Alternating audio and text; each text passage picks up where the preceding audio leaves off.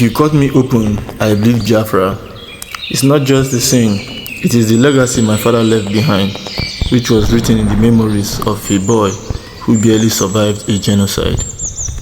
I was not born during the genocide against the Biafran people, but their struggle echoes through the stories of my father, my ultimate hero.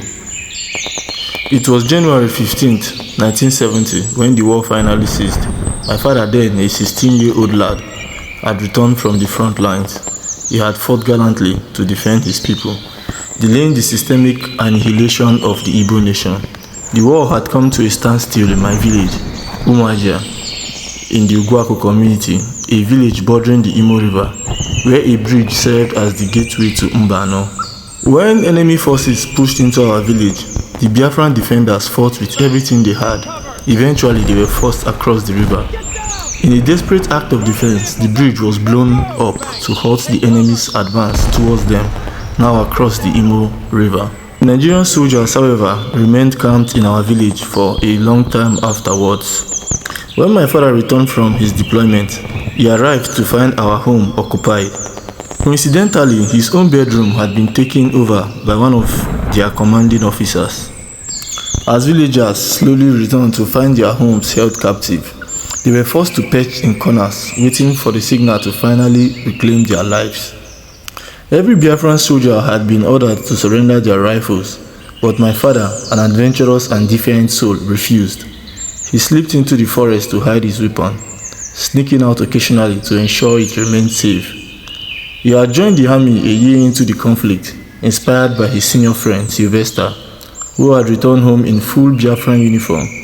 My father looked at Sylvester with such idealized admiration that he followed in his footsteps to the front lines. Tragically, Sylvester never made it home. Once the occupying soldiers finally packed up to leave, my father reclaimed his room.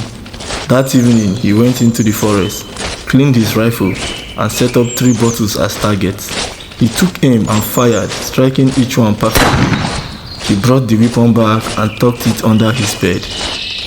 Every evening afterward, he would hang that rifle across his shoulders like a veteran continental soldier and march into the forest to sharpen his skills. Weeks later, while visiting my grandmother's village, news reached him that the soldiers who were now camped in the only community primary school, a great distance away, were returning to our village.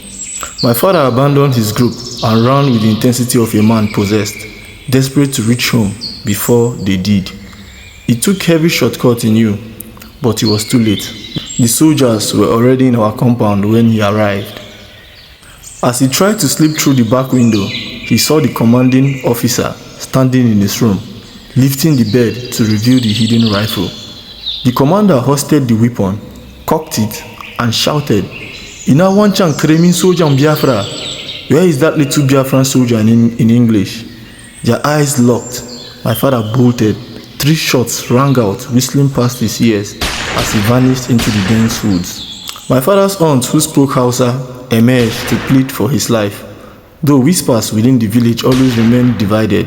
Some believed she was a savior, while others wondered if she was the very saboteur who had set him up. Sometimes when I remember those who fought and those who fell, I do not just see a story of a lost rifle or a narrow escape.